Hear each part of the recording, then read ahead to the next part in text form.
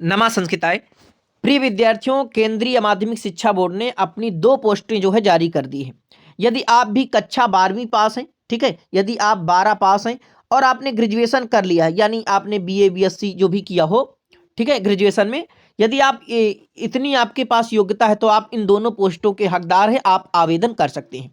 यहाँ पर BEd BTC और सी टेट इनकी जो है कोई आवश्यकता नहीं है, ठीक है। तो आपकी देखिए, हम जानेंगे आपकी क्या योग्यता होनी चाहिए इस फॉर्म को डालने के लिए। 2 पोस्टें हैं, कितने कुल पद हैं, क्या आपकी योग्यता होनी चाहिए, आयु सीमा आपकी क्या होनी चाहिए, ठीक है, आपका वेतन कितना मिलेगा और क्या। देखिए, आपको ध्यान रखना है, इसमें आपको सिलेबस भी मिलेगा, आपको परीक्षा देकर बनना है, ये नहीं कि ऐसे फ्री नौकरी मिल रही। तो आपका सिलेबस भी जो है, सिलेबस भी आपको क्या पढ़ना है, यही रीजनिंग मैथ्स जो सभी एग्जामों में आता है, यही चीज़ है। तो यहां पर देखिए, कुल पोस्टें आपकी, ध्यान दे लीजिए, आपकी 2 पोस्टें हैं। देखिए यहां से अब आपको मैं बता रहा हूं, तो योग्यता आपके पास क्या होनी चाहिए। योग्यता में आप 12वीं पास हो, 12वीं पास हो और आपके पास ग्रेजुएशन, यानी आपने बीए किया हो, बीएससी किया हो, बीकॉम किए हो, ठीक है, ये आपके पास होनी चाहिए। तो एक पहला जो है ग्रुप बी में सुपरिटेंडेंट की पोस्ट है, तो इसमें 142 पद निकले हुए हैं। और एक जूनियर असिस्टेंट की है, इसमें आपके 70 पद निकले हुए हैं। इसमें अलग, जैसे जनरल के कितने पद हैं, ईडब्ल्यूएस के कितने पद हैं, एससी एसटी के कितने पद हैं, सब अलग अलग। एससी के आपके 21 हैं, एसटी के आपके 10 पद हैं। तो आपकी इसके लिए ग्रुप बी के नौकरी के लिए आपकी एज जो है, अधिकतम आयु जो है इतनी होनी चाहिए, 30 साल। अच्छा, ओबीसी एसटी एसटी के लिए कुछ छूट का प्रावधान है, वो भी मैं आपको बता रहा हूं। जैसे एससी एसटी को 5 साल का छूट मिल रहा है, वहीं ओबीसी की बात करें तो इनको 3 साल का छूट मिल रहा है।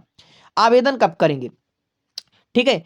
अब देखिए, इसी प्रकार से इनका भी विभाजन है, आपके एससी में 9, एसटी में 9, और जो है ओबीसी एनसीएल के लिए 34, और जो है ईडब्ल्यूएस के लिए 13 आपकी पोस्ट बताई जा रही है। जनरल के लिए 5 पोस्टें हैं, ठीक है। ये आपका 70 पोस्टों का विभाजन हो गया।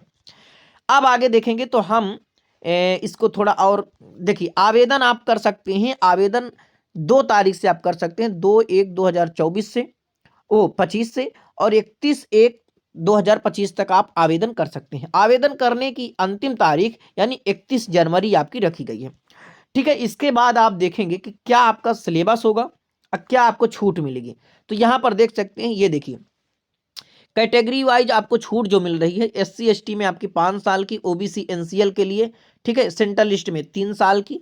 इसी प्रकार से महिलाओं के लिए भी जो आपका छूट मिल रहा है, वो 10 साल का आपको छूट मिल रहा है, ठीक है। अब आपको सिलेबस जानना है। देखिए, आपके 2 जो पोस्ट हैं, इसमें योग्यता आपकी क्या होनी चाहिए, यहां पर देख सकते हैं। ग्रुप बी में जो सुपरिटेंडेंट की पोस्ट है आपकी, इसमें आप बैचलर डिग्री किए हो, यानी आपने कोई भी यूनिवर्सिटी से बैचलर डिग्री किए हो, ठीक है, ये आपके पास होना चाहिए। कंप्यूटर का थोड़ा बहुत आपको ज्ञान होना चाहिए, क्योंकि वहां पर आपको टाइपिंग भी करना है, टाइपिंग भी थोड़ा करना है, और इसमें कोई दिक्कत नहीं, आसानी से आप कर ले जाएंगे। कंप्यूटर का बिल्कुल नाम मात्र है, समझ लीजिए क्या पढ़ना है सब आपको बता रहा हूं। इसके बाद देखिए, जो आपका दूसरा पोस्ट है, दूसरी पोस्ट है, देखो यहां पर आपके 2 पेपर होंगे, यानी 2 चरण होंगे इसमें आपके, और आपकी एज 30 साल होनी चाहिए इसके लिए, तो 2 चरण होंगे आपको। अब देखिए, जूनियर असिस्टेंट में आपकी योग्यता केवल 12वीं पास होनी चाहिए। कोई भी यूनिवर्सिटी बोर्ड से आपने 12वीं पास किया हो तो आप आवेदन इसमें कर सकते हैं। एज आपकी 18 से जो है 27 साल होनी चाहिए, और एससी एसटी के लिए जो छूट मिली है वो आपका प्रावधान मैंने बता ही दिया। इसके बाद आप जान गए, अब यहाँ पर आपको फॉर्म का कितना पैसा लगेगा। एप्लीकेशन की जो फीस लगेगी वो 800 रुपये आपकी लगेगी, ठीक है। ध्यान से पूरी वीडियो देखिए ताकि आप अच्छे से समझ जाएं। अब देखिए, यहां पर आपको क्या सिलेबस में आएगा, ये आपके सिलेबस में आएगा सुपरिटेंडेंट के लिए।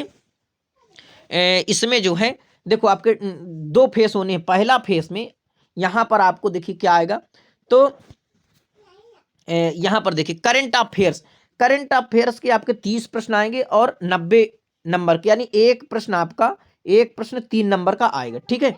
इसके बाद आपका रीजनिंग आएगा, ठीक है, रीजनिंग आएगा, और रीजनिंग जो है आपका 30 नंबर का आएगा, 90 नंबर का हो जाएगा। तो आपका एक करंट अफेयर्स रीजनिंग हो गया। इसके बाद आपका गणित आएगा, तो गणित में आपके 30 प्रश्न आएंगे और 90 नंबर के रहेंगे, तो ये आपका हो गया। इसके बाद जो है आपका, तो 3 विषय आपके हो गए, करंट अफेयर्स, रीजनिंग और मैथ। अब देखिए, यहां पर आपको हिंदी आएगा, ठीक है, हिंदी और इंग्लिश दोनों मिलाकर के 15-15 प्रश्न पूछे जाएंगे, 15 हिंदी से और 15 अंग्रेजी से, तो आपके 30 प्रश्न हो गए, 90 नंबर के ये पूछे जाएंगे। इसके बाद आपको कंप्यूटर का भी ज्ञान होना चाहिए, तो कंप्यूटर के यहाँ पर कंप्यूटर के 30 प्रश्न आएंगे और जो है 90 नंबर आपको मिलेगा। तो ये आपका पहला चरण हो गए, यानी कुल आपके 150 प्रश्न हो गए 5 विषय के और 450 नंबर आपको मिलेंगे।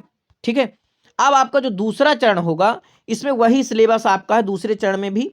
ठीक है, ये दूसरे चरण का सिलेबस है आपका, तो वही सिलेबस इसमें आपको जैसे इतिहास पढ़ना पड़ेगा, ठीक है, करंट अफेयर्स पढ़ना पड़ेगा 10 नंबर के, और आपका ये किसमें कितना नंबर आएगा, तो यहाँ पर आपको इतिहास से देखिए इतिहास भी पूछा जाएगा और इकोनॉमी भी पूछा जाएगा और जियोग्राफी भी आएगा, कितने नंबर का आएगा देख सकते हैं, और साइंस एंड टेक्नोलॉजी आएगा।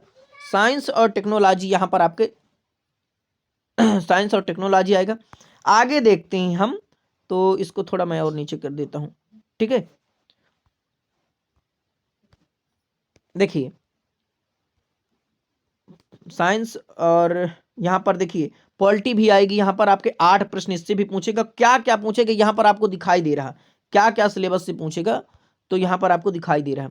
इसके बाद देखिए जूनियर असिस्टेंट का है, तो ध्यान से देखना, जूनियर असिस्टेंट के लिए आप क्या करेंगे, तो इसमें जो है आपको जूनियर असिस्टेंट के लिए जैना नाना जो है करंट अफेयर्स आपका आएगा, तो 30 प्रश्न 90 नंबर का, और रीजनिंग आएगा, रीजनिंग और मैथ जो आएगी ये 25 प्रश्न पूछे जाएंगे 75 अंक के, और जनरल हिंदी इंग्लिश आएगा 25 प्रश्न 75 के, और वहीं आपको कंप्यूटर के 10 प्रश्न आएंगे और 30 नंबर मिलेंगे, एक प्रश्न 3 नंबर का है। ठीक है, एजुकेशन एग्जामिनेशन ये जो बोर्ड का है इसमें जो है एडमिनिस्ट्रेशन, तो इसमें जो है आपका 10 प्रश्न पूछे जाएंगे और ये 30 नंबर का, ठीक है, 30 नंबर का ये आएगा।